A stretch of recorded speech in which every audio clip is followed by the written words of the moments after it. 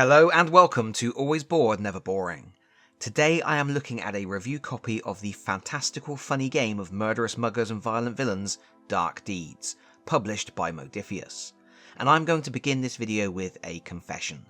You may have come here because of the mention of Games Workshop or Discworld in the title, but truthfully, this is not a Games Workshop title, neither is it related to the works of Terry Pratchett. But hold up, give me a chance to explain.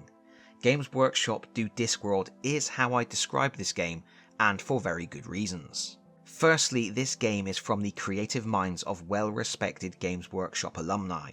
The concept and game design is by Andy Chambers, who started working for Games Workshop in 1990 and subsequently worked as a lead designer on mostly everything.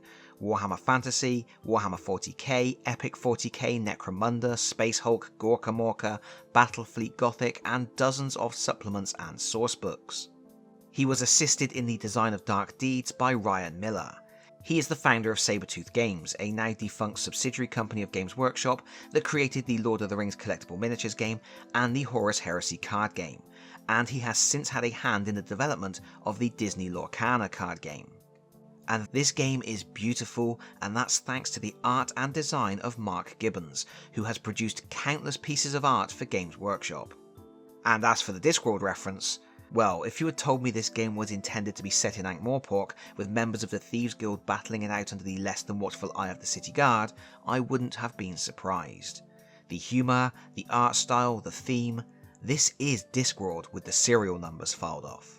The idea is that each player takes on the role of a minion to a mysterious and malevolent patron.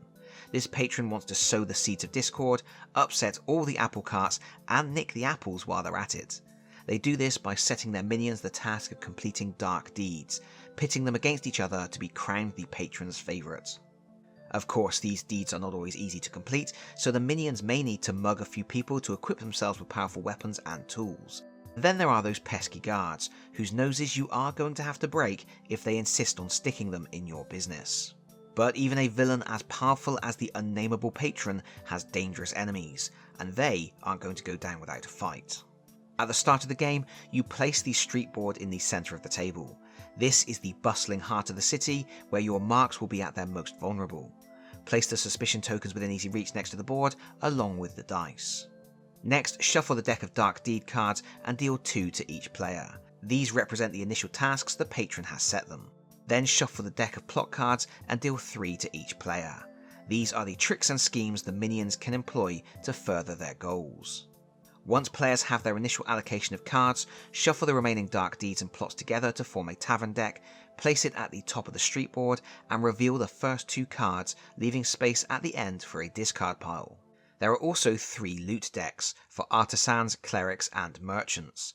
Shuffle them separately and arrange them under the street board with the first 2 cards revealed. Finally, populate the street. Shuffle all of the street cards except for the Brute Squad card, then shuffle the Brute Squad into the bottom 12 cards of that deck.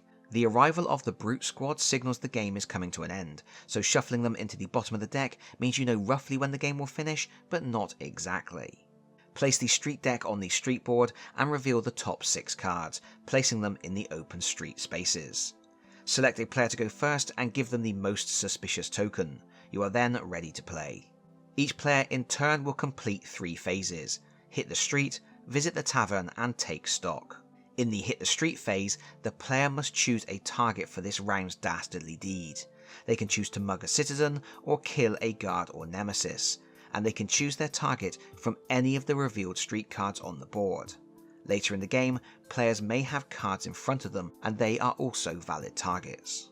There are many factors to consider when choosing a victim, often relating to the dark deeds you have in your hand.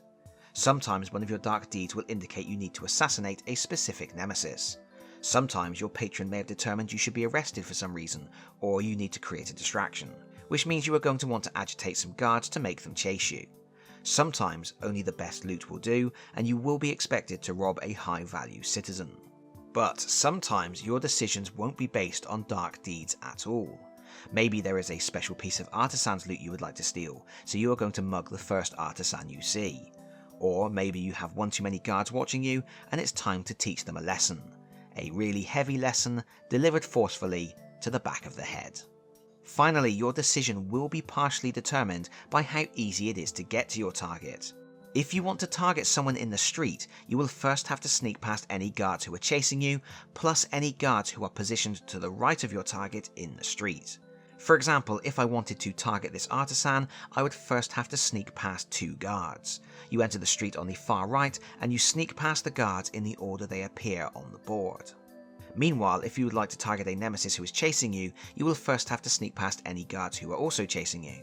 The only times you won't have to sneak are if there are no guards between you and your target, or if you are targeting one of several guards who are chasing you. Sneaking is straightforward enough. You roll 2 dice, then add any modifiers from loot that you have or plot cards you wish to play that modify your cunning value. If the total matches or exceeds the guard's perception, the value in the white circle, you succeed. You repeat the test for each guard in your way, and if you fail at any time, your turn immediately ends. I find it is particularly useful to have a bag of money on hand. The guards are vigilant until they are paid not to be. If you get past all of the guards, you can orchestrate your hit. If you're going to mug a citizen, you perform the same test as you did for sneaking. Roll 2d6, add cunning modifiers, and compare to the perception of the target. If you fail, your turn is over, and you slink back into the shadows looking dejected. If you succeed, you claim the citizen card and add it to your victory points pile. At the end of the game, it will be worth points equal to the value in the lower right corner. However, you must also take an equal number of suspicion tokens, and if that means you have more suspicion tokens than any of the other players, you also take the most suspicious token. The city guard are going to start taking particular interest in you now. In addition to victory points, mugging a citizen also scores you some loot. You can either take one of the face-up loot cards for that type of citizen and then replace the one you took with the top card from the loot deck, or you can take the top card from the loot deck. This is more of a gamble, but if you don't like the face-up options, sometimes it pays off. Furthermore, if you take the top card from the deck, you also discard the 2 face-up cards and replace them with 2 new cards from the deck. This is a good way of burying something powerful that you don't want an opponent to have. Although of course, there is always a chance something better may get added to the display. If your intent is to murder a guard or nemesis instead of mugging someone, the process is similar.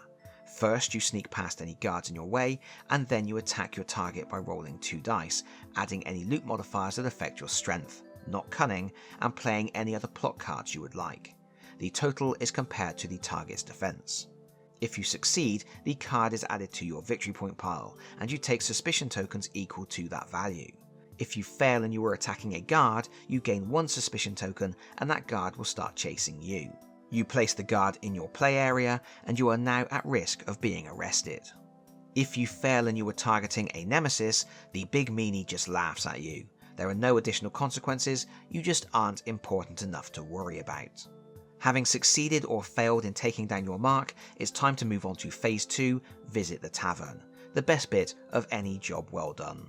At the tavern you can either lay low, which means rolling 1d6 and removing that much of your suspicion, or you can dig for dirt. When you dig for dirt, you will add a card to your hand. You can have more than 6 cards in your hand, any combination of dark deeds and plots, but you will have to discard down to 6 cards at the end of the round. Your choices are to take either of the face-up cards from the tavern display, or to take the top card from the deck, which will also clear the display, so you have to reveal 2 new cards to refresh it. And this is a really clever bit of design, in a very low-key sort of way.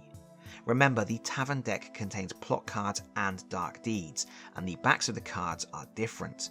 That means you will know if the top card on the deck is a dark deed or a plot, but you won't know which one. For example, if the top face down card is a dark deed, you may be tempted to take it as it will allow you to score points. But what if it's a dark deed you can't complete? Perhaps it's a mission to assassinate a nemesis who is already dead. That could be a problem for 2 reasons.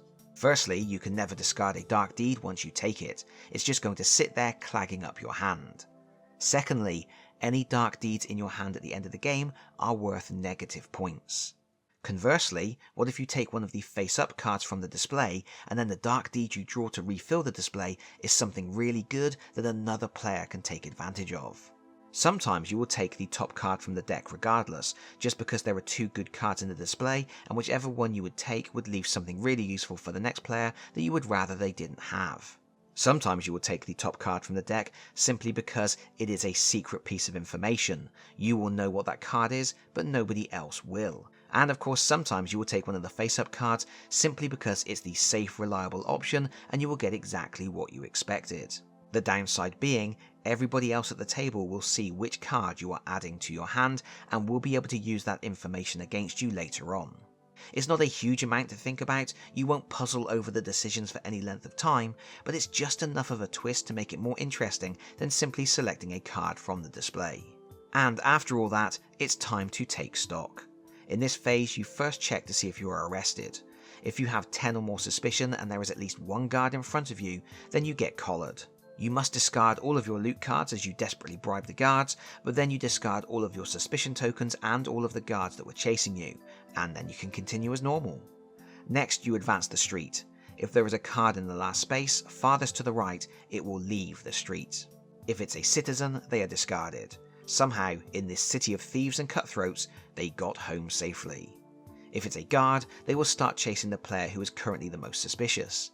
If it's a nemesis, they will start chasing the current player. If it's the brute squad, the game immediately ends.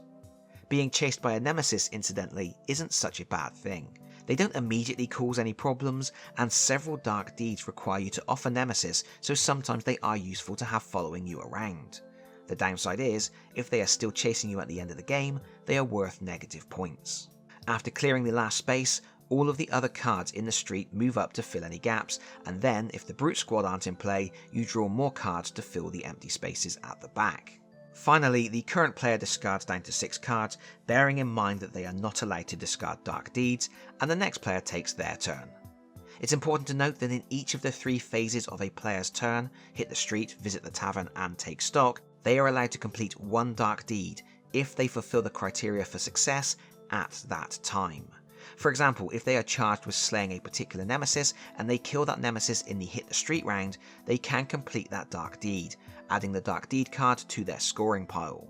However, if they had a dark deed that required them to kill a nemesis but they had killed that nemesis in a previous turn, they would not be able to score that card. The job is already done, and that's their fault for being too eager. Also, if they had 2 dark deeds that could both be triggered by the death of the nemesis, they would have to pick only one to be completed at that time. No 2-for-1 specials in this game. And so the game continues, with players bopping citizens on the head, stealing their stuff, trying not to get arrested, and gradually accruing a stock of decent loot and a pile of victory points. Once the brute squad has cleared out the city and reinforced the curfew, the players add up all of their victory points and then deduct points for any incompleted dark deeds and any nemesis still chasing them. The player with the most victory points wins. And it's not an amazing game, but it is fun, and it has a lot going for it. It's incredibly slick, it's smooth and easy to play. Once you know what you are doing, your turns pass quickly. Pick a target, roll the dice, draw a card or reduce suspicion, advance the street. It develops a really nice momentum, and it just keeps going as there isn't any risk of analysis paralysis. There are choices, the game isn't playing itself, but it generally isn't going to take long to figure out what you want to do. The presentation is also a key element of the game's success. The artwork is beautiful, the cards are neatly formatted and easy to read, and every character you meet in the street has something to say for themselves, a short quote presented in a scroll that adds some colour and makes everything feel more real. However, I do have to point out, Artisan cards are blue while Nemesis cards are purple, and I have been known to mix the 2 up. Yes, they do have labels on the bottom of the cards, but when you are sat across the table and you look at the street quickly, it can be quite easy to confuse them. However, I think the most compelling thing about Dark Deeds is the fact it's just a mean-spirited game about horrible gits doing horrible things to the citizens, the guards, and each other. From describing the rules, it may sound as though it's some kind of multiplayer solitaire, but nothing is further from the truth. There are lots of direct and indirect ways to mess with the other players at the table. Whether you are killing the targets you know they need to score points, clearing out all of the best loot before they get to it, or refreshing the tavern to make sure they can't take on any new dark deeds, there are lots of fun ways to get on someone's nerves, even before you consider the plot cards. While some of these cards are designed to help you, there are many that can be used against the other players in the name of friendly rivalry. You can steal one of their items, trip them up while they are trying to mug a citizen, Pass them a dark deed you can't complete and know they can't either. Kill the nemesis they have been luring into a trap, snitch on them to the guards. And if someone does any of that stuff to you, well, you better hope you have a sod off card. As a result, this game isn't going to sit right with some groups. This is absolutely not a game for people who don't like take that gameplay. The clue is in the name. This is a game of dark deeds, and there are no friends at the table. Everyone is out for themselves, and they will claim victory at any cost. For me, this is a winner. It's not perfect, and I do feel that as the game progresses, it transitions from a game about mugging citizens for loot to a game about killing anyone who looks at you funny because it's more beneficial. But it is a game I will be keeping in my collection to roll out occasionally with my unpleasant, sneaky, underhanded, backstabbing card game playing game group. I think our friendship is strong enough to withstand it. I hope. And that is it from me for now. Thank you to Modiphius for sending the game for review, and thank you for watching. If you like the video, please consider pressing the like button. If you really like the video, please consider subscribing if you don't already do so, and hopefully I'll see you all again very soon. Bye bye everyone. Bye bye.